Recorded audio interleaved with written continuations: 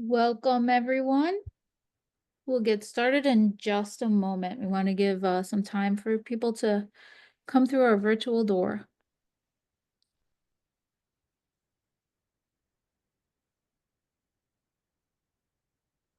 Okay. Welcome to Gray Decision Intelligence Demand Trends monthly webinar series, and thank you for joining us. We are focusing on data for community colleges. My Gray DI panelists and I will be available to answer any questions you may have during the webinar. So not only are we going to be discussing academic program evaluation and growth for higher education and sharing some of those latest trends, but we have something really, really special and exciting to show you at the very end of the webinar. We have a guest here today, and she is one of our very talented developers who will explain something that we've been working on. So allow me to share a few housekeeping items. If you have any questions, please place them in the Q&A section or in the chat at the bottom of your screen. We will try to get to them, as many of them as possible, and we can certainly follow up with you offline if we run out of time. And you can also use that chat area for comments and discussions. You will be receiving a link to the slides in the video recording after the session, so watch your email in the next day or so. Without further ado, I'll hand things off to Bob Atkins, the founder of Gray Decision Intelligence and our very own best-selling author of Start, Stop, or Grow, a data-informed approach to academic program evaluation and management. Thank you very much, Marianne. And I look forward to hearing from Lorelei, who will talk about a new product that we've just about got ready for you all. Without further ado, here we are. We're talking about demand for higher education programs, and in particular, for those programs at the community college level, associate, well, not always anymore, but associate and certificate programs. If you'd like to hear more about four-year programs, which I know are offered by many of you, please join us again tomorrow. So the first question that may be in your minds is, what is a program evaluation system in the first place? And I'll explain that. And that we get the data that you're going to see today comes out of our program evaluation system. Then I'll talk a little bit about what's actually happening in student demand, employment, and finally, Lorelei will join us and talk about Gray DI Labs and one of the new creations we've got there, and I'll wrap it up. So that's our agenda for today. Let me take you a look inside and talk a little bit about what an academic program evaluation system does and what's in it and how you can use it. It starts with mission. Picking programs, deciding which ones to stop, start, or grow must deal with the mission of the institution and whether the programs are well aligned with that institution or that mission. Second, it has to honor the academic standards you have as a school, whether that's the pass rate on the NCLEX exam or the number of students who matriculate or simply the rigor of the program itself. Those are important criteria for a program. Then we turn outside the four walls and look at markets. Why do you care about markets? Well, you got to make sure there are enough students who want to take a program for it to be worthwhile to offer it. And there's got to be enough jobs for graduates to ensure that the people who do come take your program can get a job and earn a decent paycheck when they graduate.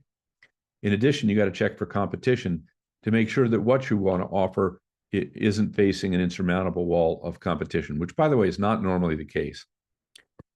Finally, we look at margins. And you may well ask, why bother to look at margins? Great question. You're not for-profit institutions, but these are quite important when you're trying to fund your mission. You need to make sure that the programs you offer generate enough financial contribution to cover your mission and to fund the programs that are critical to your mission but can't stand on their own 2 feet financially. Now, it's more than just numbers. It's more than our software. You have to engage the right people in the right process to make good program decisions. So we believe this is very much a team sport. You need people from the administration, from the academic side of the house, student services, and other areas in order to make sound program decisions. That said, it's not just a political process. You need to bring the information to those folks so they make informed decisions. And finally, they need to get together and evaluate your options. And once evaluated, then comes the part that's often missing, which is managing your programs on a day-to-day basis, making sure that you're paying attention to leading indicators so you can adapt things like number of sections or section sizes and courses offered in a given semester to the market that you're serving, and to reflect your own internal economics. Why bother with all this? I love my otter. And he looks as exhausted as I'm sure many of you feel right now. And academic program evaluation may feel like just one more thing you have to do. So there is a rationale for doing it. The market data helps you identify opportunities for growth and to increase revenue. The margin data helps you find ways to reduce cost, ideally without impacting what you teach, by becoming more efficient. And when you do those two things, you get greater control over your destiny as an institution and greater ability to fund your mission. So, especially in the turbulent times we're in right now, I think having a good grip on markets and margins in particular is very helpful in controlling what you can control. We're in a very chaotic situation in higher ed. I believe that's a little less true in community college than in 4 years, and certainly less than tier ones.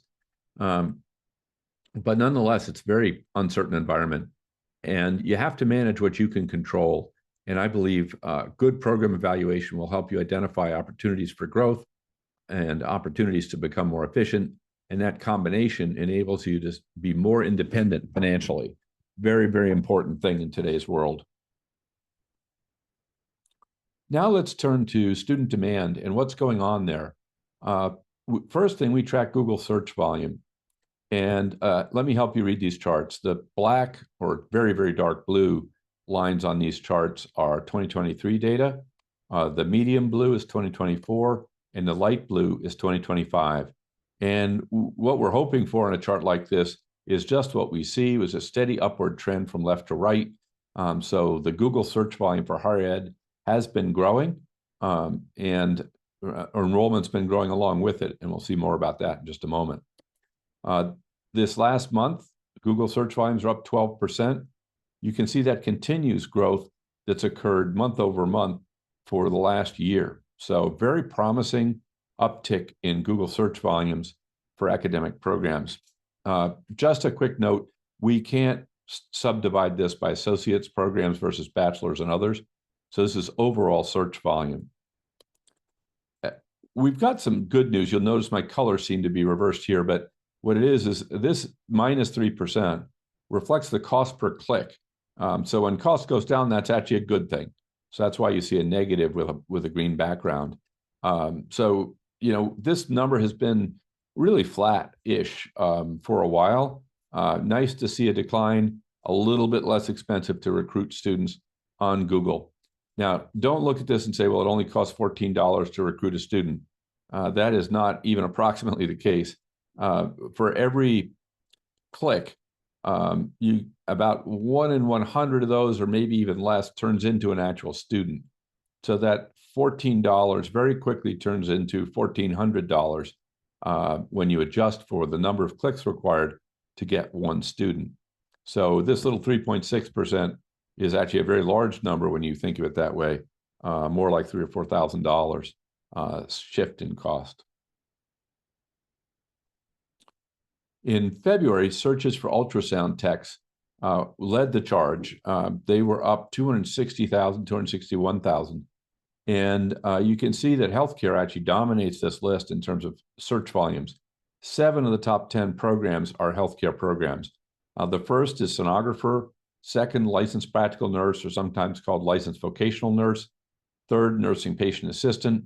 Then we have medical billing and coding, phlebotomy, public health general, and medical clinical assistant. It's interesting when I look at this that almost all of these are certificate programs, 5 out of 7. Public health general being a potential 2-year program, and diagnostic medical sonography, also a 2-year associate program. But the rest are all much more rapid entry, 1 to 1.5 years of study to get out and get a job. There are 2 others here, education general and business administration management, both of which grew over 75,000 searches in February. Now let's turn to some data that's a little bit closer to home. Instead of searches, which are what I would call way up funnel, those searches are people who may come to your institution 3, 6, 12, 18 months from now. Enrollment's the folks who are there now. And I have really good news here. I may have been traumatized by all the years when we shared this data when enrollment was going down.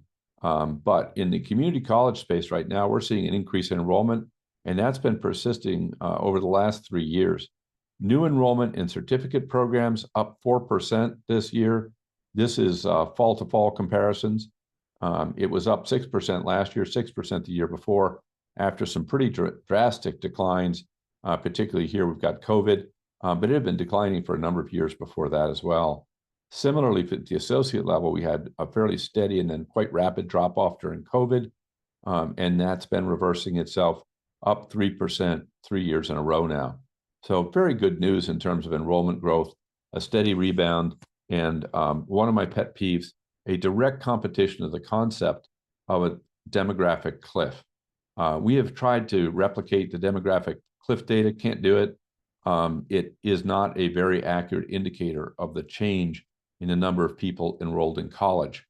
So it's not bad as an indicator of how many people might be in college at any given time. But when you try and estimate year-over-year changes, there are just too many other complicating factors for that to be a material contributor to the change in enrollment. And in particular, what drives enrollment is a change in the unemployment rate.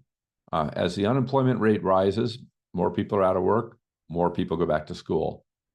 As it falls, more people get jobs. They don't think they need to go to school, and they don't.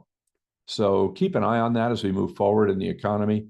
That unemployment rate indicator is going to be a better near-term indicator of what's going to happen in enrollment than something like demographic shifts. Again, done a lot of work on that. We can't find a correlation between the change in the birth rate 18 or 20 years ago and the change in the enrollment rate. So what's actually growing or shrinking out there? Well, over the last 5 years, the fastest growing new enrollments, this is not total enrollment, this is new students who enrolled, was in general studies, up 4,300. Another of those general programs, business administration and management, was up 857. Then we see career and technical education taking 5 of the top 10 slots. Welding was up over 2,600 students, electrician up over 2,000, HVAC maintenance tech up 1,300, auto body collision repair up over 1,200, and auto mechanics tech up over 1,100. So a lot of CTE programs grew at healthy absolute amounts over this period. Cybersecurity and information technology, both what I would call information tech programs, so not obviously that both is a broad meaning as well as a specific one for IT, up at healthy rates. And as I like to say, it used to be that cybersecurity was growing fast, but it was pretty small. That hasn't been true for a while now.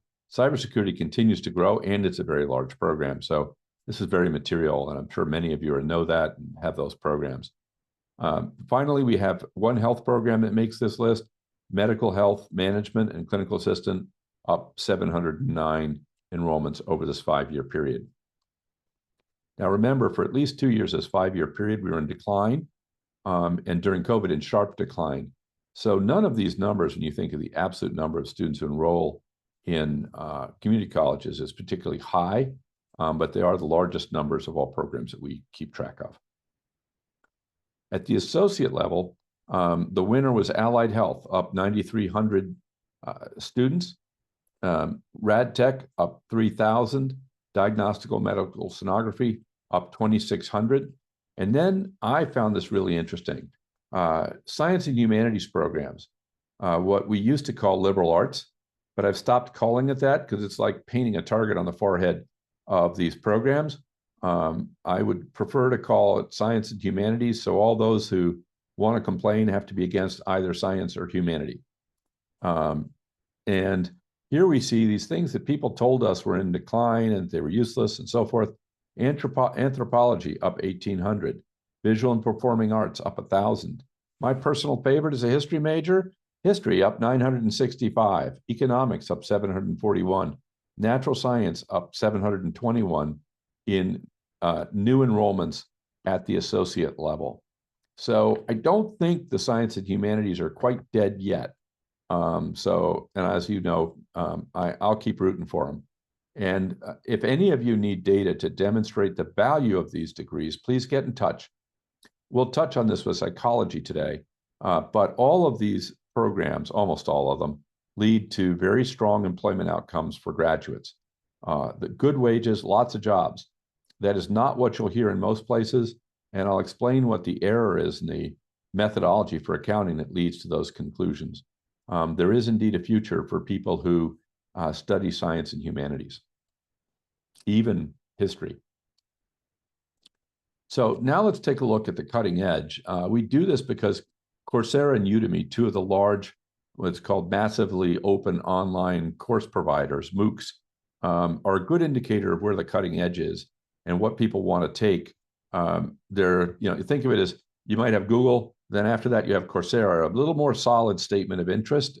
They do have to pay some money for most of these courses, but don't confuse that with enrolling in college. Much lower level of commitment and extremely low level of completion of these courses. And I count myself in the non-completers. So let's take a look at what's going on in Coursera. Again, here, we're looking at the history of what's interesting.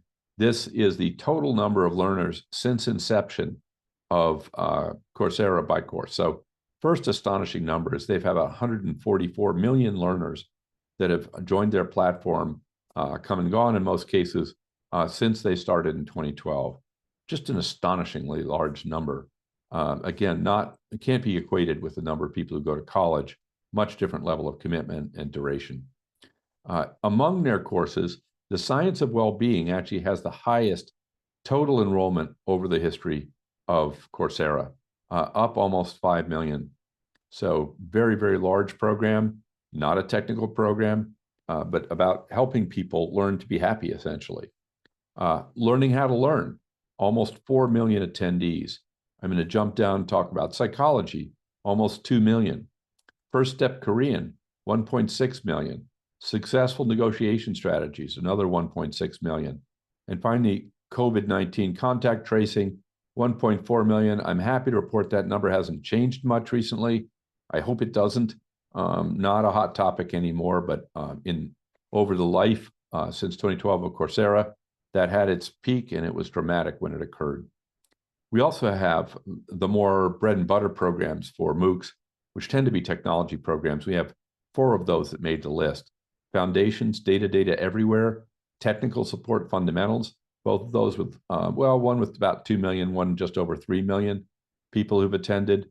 AI for Everyone. Now, keep in mind, if I went back 4 years, this didn't even exist. So this is 1.7 million people added in a few years, comparable to programs that have been around for 10, 12 years. Foundations of User Experience or UX Design, 1.5 million. So there is a healthy dose of tech in here, but also a healthy dose of personal improvement, whether that's learning a new language or trying to study how to feel better about yourself.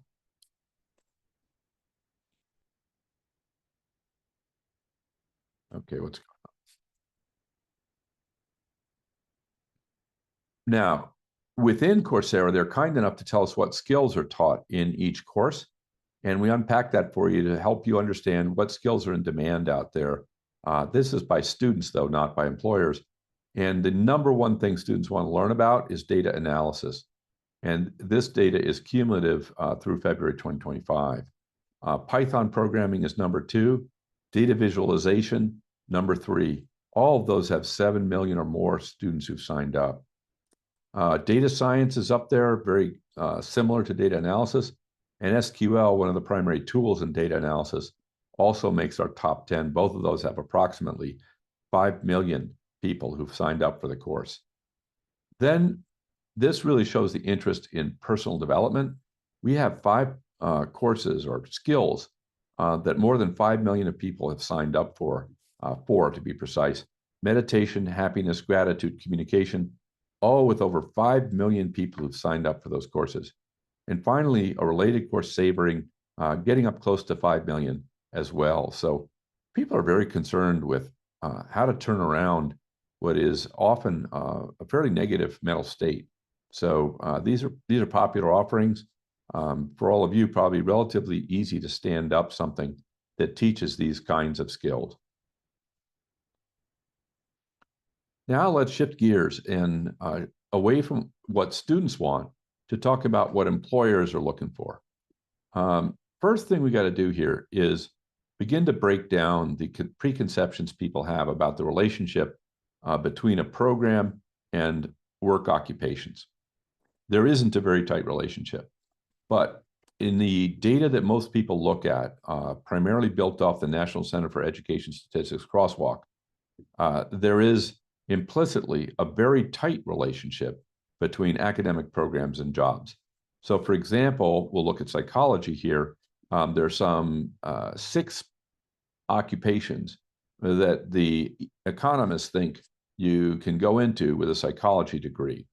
They are substance abuse, clinical counseling, psychologists, psychology teachers, social science, and industrial organizational psychologists.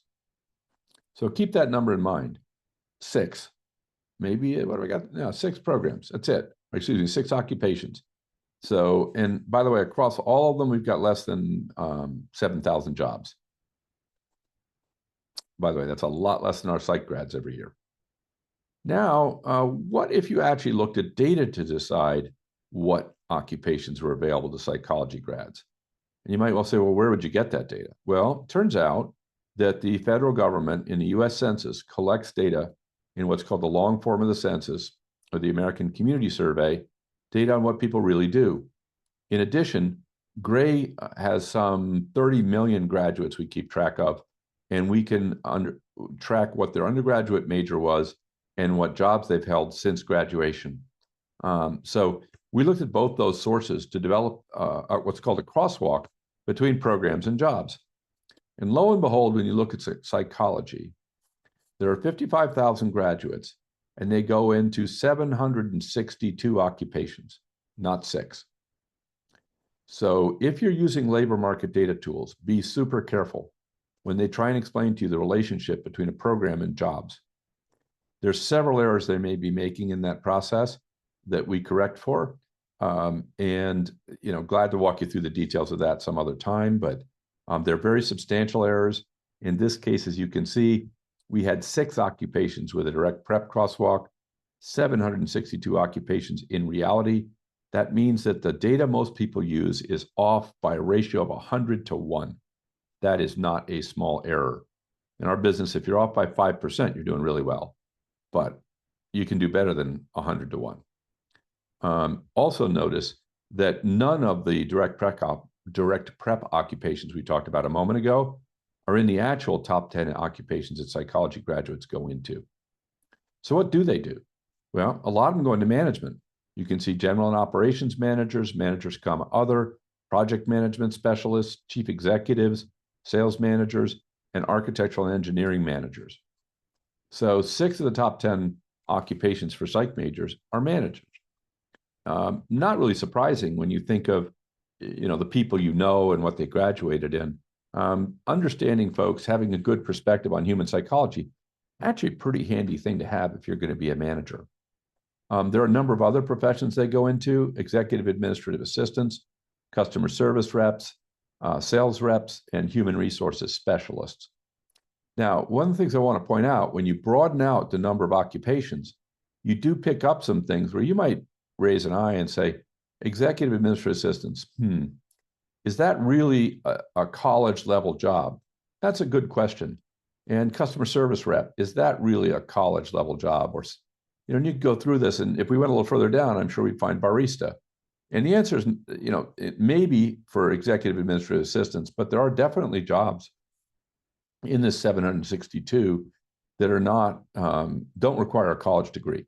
So if that's what we try and do with that, is we actually segment those out in our reports, not today, but in the data we provide our clients. So you can see what percentage of this graduates from a program are going into fields for which no degree is required, i.e. they're underemployed. And that's a metric you can take into account when you're evaluating programs, and you should. But there's a lot more opportunity for psych grads out there than there would appear to be in most analysis of supply and demand of graduates and jobs. So what's going on with job postings? Well, down 1% year over year. I saw another job posting report that showed it down 18, 19%. I think it's safe to say that it's at least flat and probably going down. I think you'll all want to keep an eye on this. But lest you think this is bad news, it's bad news for the economy. It's not bad news for you. As the job postings drop off, as I mentioned, and unemployment goes up, I would expect you'll see increased demand, more students coming back to school. But the leading indicators are beginning to taper off. You can see it's the job postings were up substantially every month from last April through January, and now they're starting to drop. Really, I'd say that's almost flat.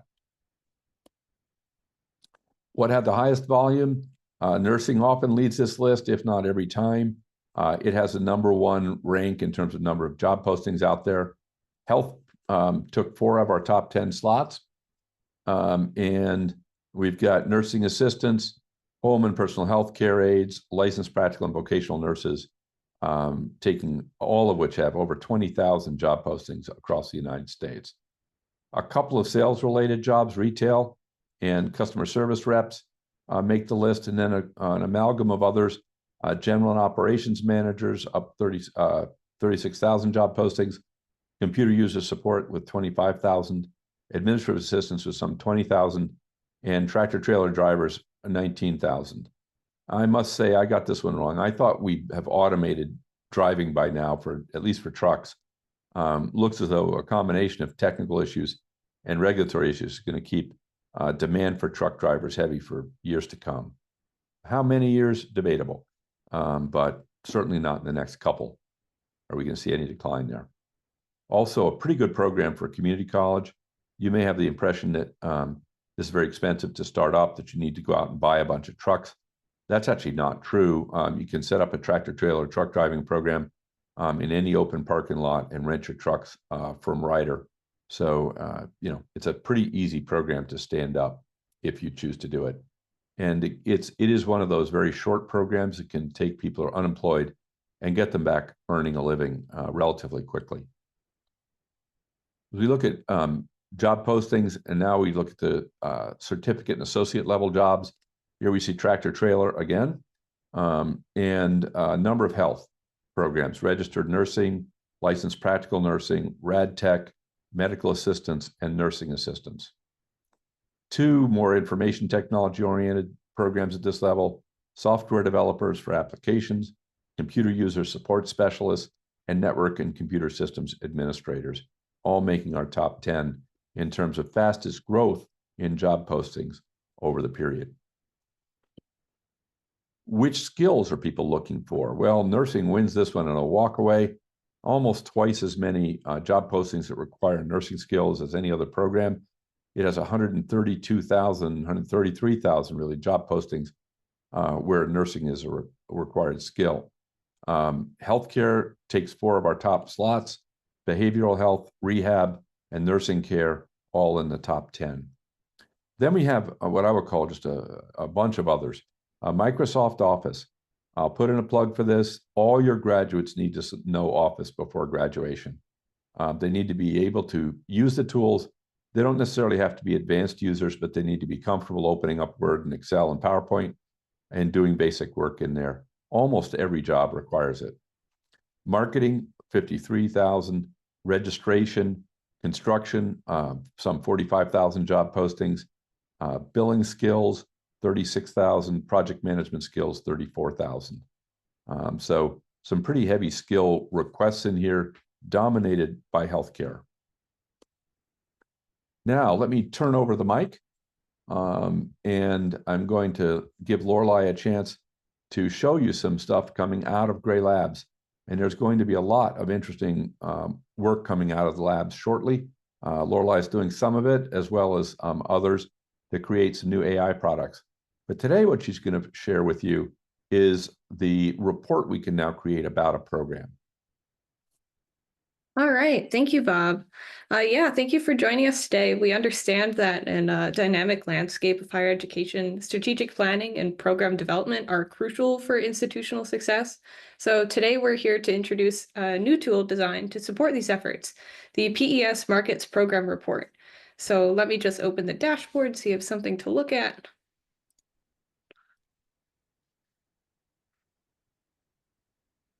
Sharing my screen. All right. So the PES Markets Program Report is a comprehensive view of an academic program that covers Grade EI's major sources: student demand, employment, and competitive intensity.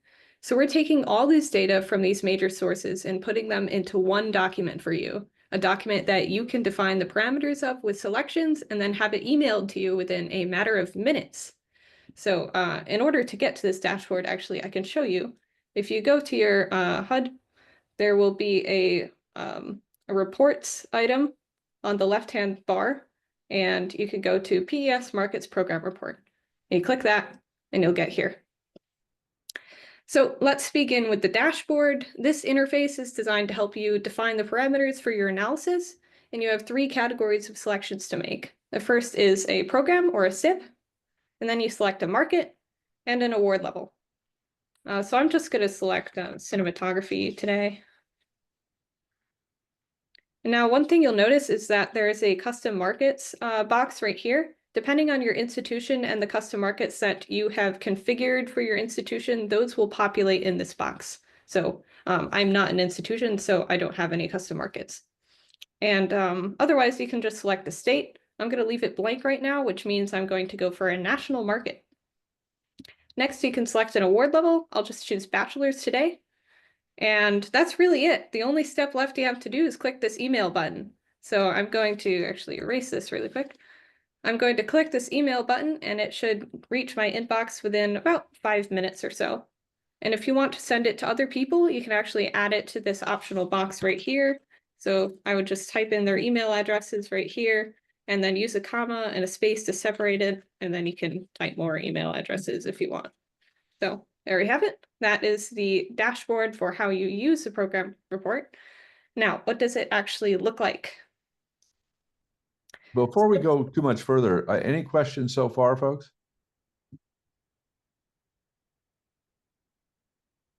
Okay, fire away, Lorelei.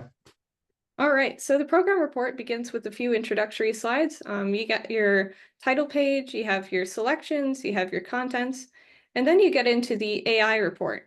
So this is actually using scorecard data. Oops. I think Lorelei hit the wrong button on her laptop. So she was showing scorecard data. She was showing an actual written report while she comes back in, generated by AI. The AI system actually goes out and looks at all the numbers in the report and pulls those back and drafts a written report for you. I hope Lorelei will be back momentarily. So that's what she was showing you on the screen, was that written report. Momentarily she'll be back, or I'll open a different report. Let me do that. I'll open a different report and just share that with you here in a moment. But it's going to take me 1 second to get it. In the meantime, if there are any questions, they're welcome. Let me think where to find it fastest. Can you check on Lorelei while I'm doing that? I am doing so. I'll have another report open for you here in just a moment. What I'm going to share with you is a report for accounting, and it'll walk you through the same data that Lorelei would have. This happens to be for a bachelor's of accounting. If I remember correctly, I picked the state of Colorado for this particular piece of work. But the contents, as I say, are exactly the table of contents, and what's in here is the same as what she would be showing you, albeit for an accounting program. I should have that open here in just a moment. Google is scanning for viruses, and for some reason with these, that takes a minute. We've got a question. How does this differ from the AI report in PES Markets? The answer is the text portion of this report is the same. The balance of the report is all the numbers that go behind that and some numbers that, so that's really what it comes down to. Let me share my screen. Can all of you see the program report now? Marianne, you see my program report? You're on mute. I am seeing it. Looks good.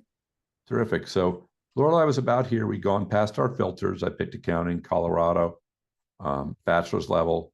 You can see the abbreviations we use frequently. And then our categories of information: student demand, employment, competitive intensity. This is our text report. So you can literally read through and have an overview of the program. Very handy if you need to give something to someone else in your organization. You can give them this and they'll have the gist of the program report. For those who want to dive a little deeper, you certainly can. For example, this page shows new enrollment. We can see that peaked back in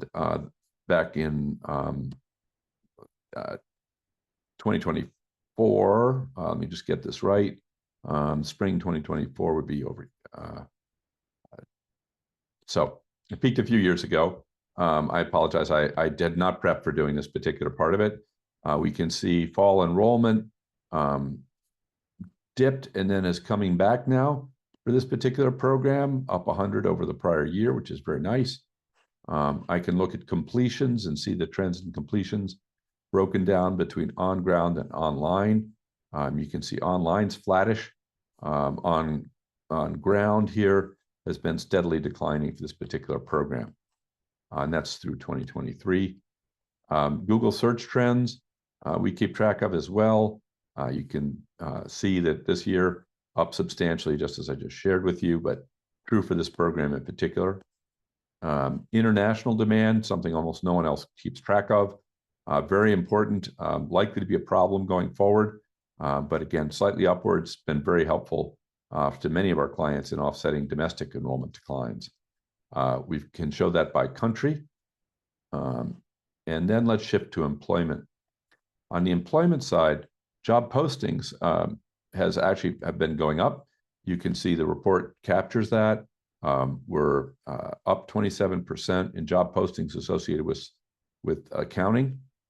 And that's been up for almost every month for the last year, with the exception of last March. What occupations do accountants go into? They go into accounting and auditing, finance, general management, and so forth. So you can see what they really do. You see a lot of them go into something else. But in this case, there's one of the few where many of them actually go into the profession you'd expect. Lorelei, whenever you're ready, I'll hand this back to you. Oh, sure. Yep. Where did it leave off? I'm on salaries. Okay. So I'll do this page and I'll switch back. So job postings, we look at that, pull salary data from that. The salary data on job postings is actually getting more accurate over time because more and more states are requiring that salaries get posted in the job postings. Here we can see this is 2 years ago. Last year, it was up over the prior year. And this year, we're starting off at a much higher level. So significant growth in wages for accountants. All right. Ready? Yes. All right. While she's getting settled, I want to say one of the great things I love about this is how shareable it is and how it can help influence collaboration within the organization. So it's a PDF. You can send it on to as many people in your organization as you'd like. Fire away, Lorelei.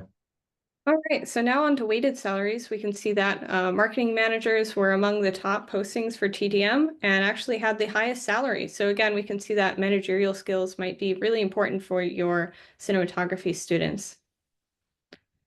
Next, we're going into marketing and Microsoft Office and project management as the top technical skills. Hold on one sec.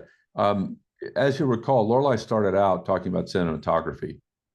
Because I didn't happen to have that one handy, I was talking about accounting. So just be aware we're in a different program now. Apologize for the confusion and for whatever the technical problem was that knocked Lorelei off our network. Yeah, that was strange.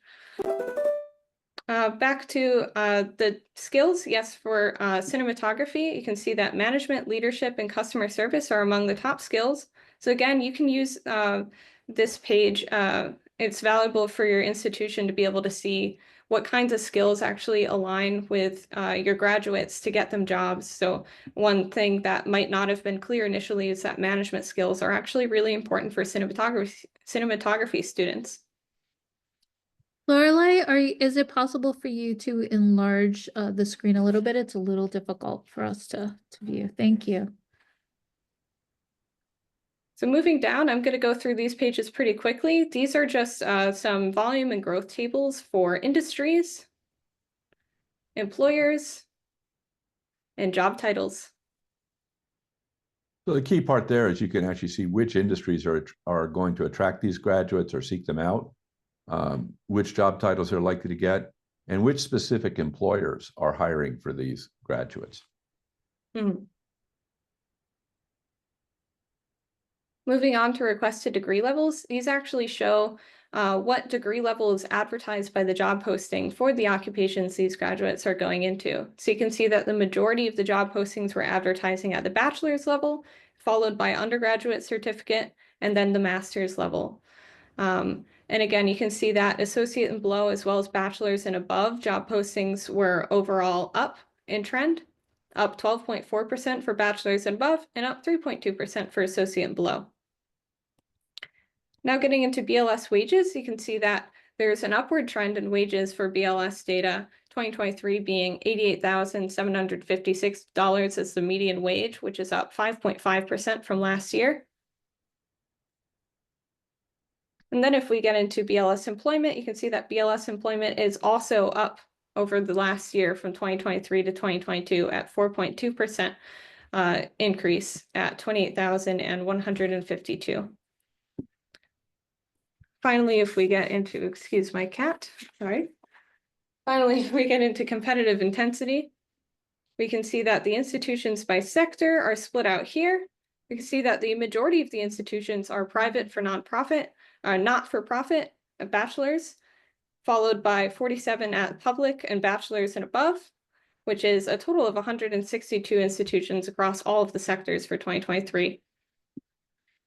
And on the right here, we can see institutions by volume and growth. These are various campuses ranked by total completions and 5-year unit growth. So for cinematography at the bachelor's level, you can see New York University takes the lead of total completions at 406, and Savannah College of Art and Design takes the lead in 5-year unit growth at 131 completions. Finally, on these last two pages, you can see the distribution of completions both on ground and online. So on the left, we have on-ground institutions showing the distribution of on-ground completions by institution, as well as a table where you can see the campus and how many completions each campus had. And on the right, we have the online version. So this page shows institutions with online and market completions and their distribution. And we have a campus associated with each of the number of completions. So that is a walkthrough of the program report. And next, we're actually going to show you something a little bit different, something new and in the works. Grade EI is working on adding more AI layers to your reporting experience. So let's jump into it. So one fascinating feature we're working on is an interactive podcast for your program reports. And as you can see, I have my program report loaded into the left here. And on the right is a podcast generated, which is, it's not actually just a podcast, it's interactive. So let me just play a few seconds of it and make sure the audio works.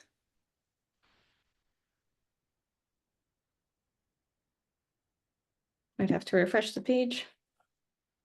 Very likely. It was working a few minutes ago. All right. There we go. All right, so welcome to the deep dive. Today we're going to take a look at a program report that comes from Grade EI. Okay.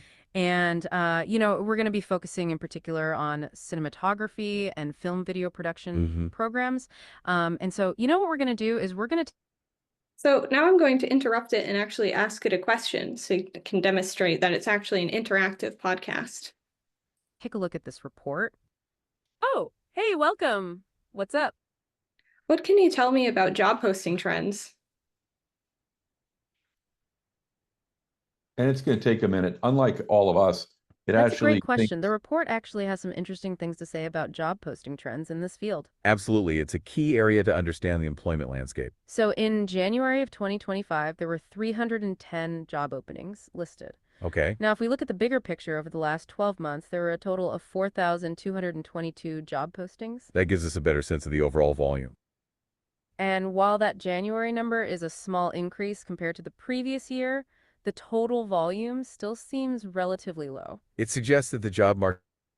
So you can see this is quite a new experience for our products. We're working on this becoming a reality for you to have the most streamlined, convenient means of accessing your data in a way that's helpful for you. So we really think this will add to your program report experience. And thank you. And allow you to actually interact with a program report, ask it questions and get answers. Imagine that you hand the report to your boss, and most likely that's going to be an email. And in that same email, he can listen to, I see the comment, it'd be great if the voice was simulated to be Bob's. Well, we may actually do that. That's actually not very hard. I don't know. I protest having more than one Bob. I think you're our Bob, and that's the only Bob that should exist. But so thank you for the vote of support, Matthew. We actually will probably be able to create a video virtual simulation of me or someone else to deliver this information if you'd like. So I expect that, for some of the applications, we'll actually have 2 or 3 different avatars you can use so that you can pick the one of your choice.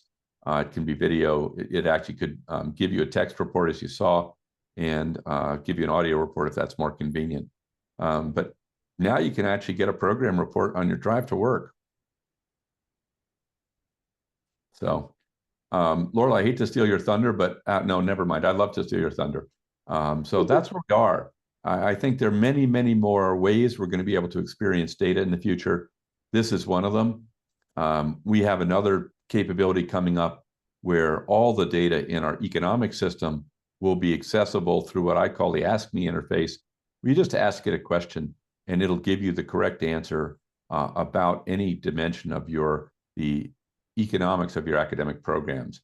How many students are enrolled in a course or a program, what the margins are, what the revenue is, what faculty utilization rates are, you name it. It will be embedded in that and accessible to you through a simple English request. That's our presentation for today. Lorelei, have anything else? No, that's it for me. Thank you, Bob. Great. I'm going to grab the screen back and just give you a couple of thoughts on your way out.